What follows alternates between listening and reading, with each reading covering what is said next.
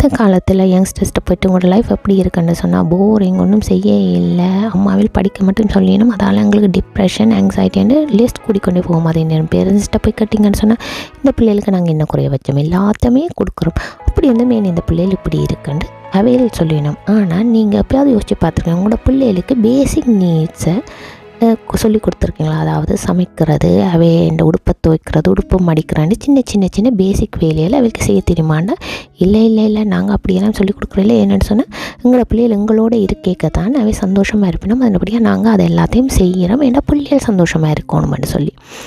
சந்தோஷம்தான்.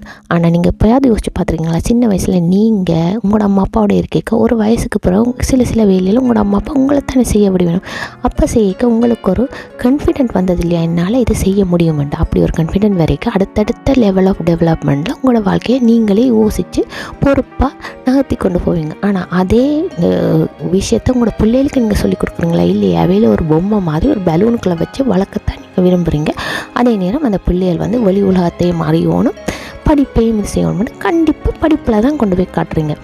இது பேரண்ட்ஸ் செய்கிற பெரிய தவறு. அதை விட பிள்ளைகளோட நாங்கள் எவ்வளவு நேரம் ஸ்பெண்ட் பண்ணுறோம், டியூஷனுக்கு இல்லை, வெக்கேஷன் இல்லை, ஒரு நாளில் எத்தனை மணித்தாலும் பிள்ளைகளோட இருந்து கதைக்கிறோம், சிரிக்கிறோம், ஒரு வேளை சாப்பாடு பிள்ளைகளோட சிரித்து கொண்டு